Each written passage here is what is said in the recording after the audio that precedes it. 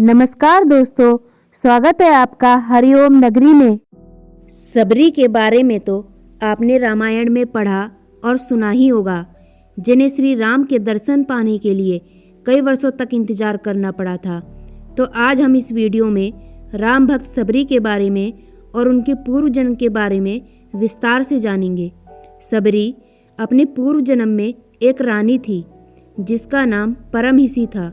एक बार कुंभ के मेले में परमहिसी रानी और राजा दोनों साथ में गए थे। राजा का वहाँ पर शिविर था। रानी को एक दिन अपनी खिड़की से ऋषियों का समूह दिखा जो कि हवन कर रहे थे और मंत्रों का उच्चारण कर रहे थे। रानी परमहिसी का मन भी उन ऋषियों के बीच में बैठने का कर रहा था। रानी ने राजा से अनुमति मांगी, लेकिन राजा ने कहा कि आप रानी हैं, इस तरह आपको शोभा नहीं देता, आप उन ऋषियों के बीच में नहीं जा सकती हैं। परमहिसी रानी बहुत दुखी हुई और अपने कक्ष में जाकर रोने लगी। रात्रि में परमहिसी रानी अपने कक्ष से निकलकर त्रिवेणी तट पर गई। वहाँ गंगा माँ से याचना करने लगी कि हे माते, अगर मुझे दूसरा जन्म मिले तो रूपवान और रानी मत बनाना, मैं अब आप में समाना चाहती हूँ। इतना कहकर परमहिसी रानी अपनी देह त्याग देती है और जल समाधि ले लेती है। इसी कारण अगले जन्म में सबरी रूपवान नहीं थी और ना ही कोई रानी थी। और अब हम परमहिसी रानी के पुनर्जन्म यानी सबरी के बारे में जानेंगे। बात उस समय की है जब भगवान श्री राम का जन्म भी नहीं हुआ था। भील जाति के एक कबीले जिसके मुखिया अज थे, अज के घर में एक कन्या का जन्म हुआ जिसका नाम श्रमणा था। श्रमणा सबरी का ही दूसरा नाम था। सबरी की माता का नाम इंदुमती था। सबरी की जाति सबर थी जो कि भील से संबंधित थी। सबरी बचपन में पक्षियों से अलौकिक बातें किया करती थी जो सभी के लिए आश्चर्य का विषय था। धीरे धीरे सबरी बड़ी हुई, लेकिन उसकी कुछ हरकतें अज और इंदुमती की समझ से परे थी।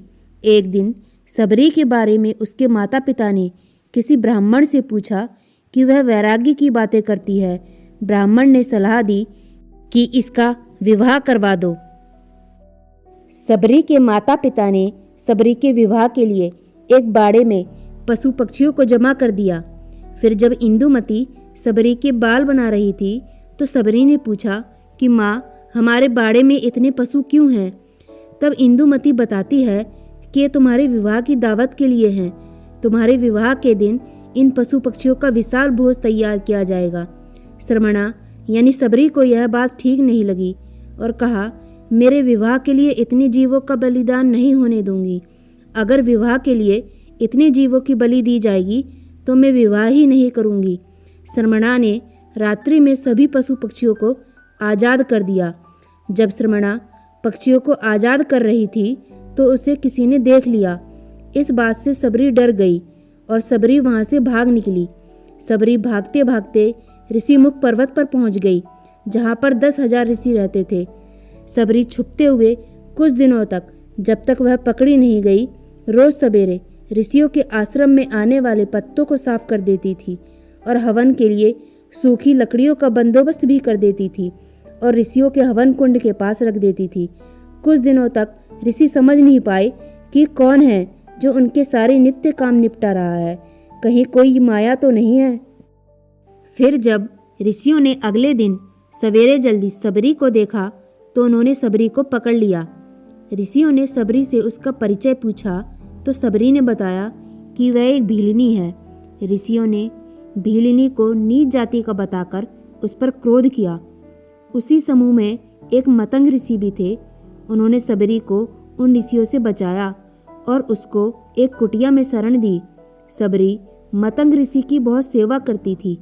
सबरी के काम से खुश होकर मतंग ऋषि ने सबरी को अपनी बेटी मान लिया था। समय के साथ रहकर मतंग ऋषि का शरीर भी बूढ़ा हो गया था।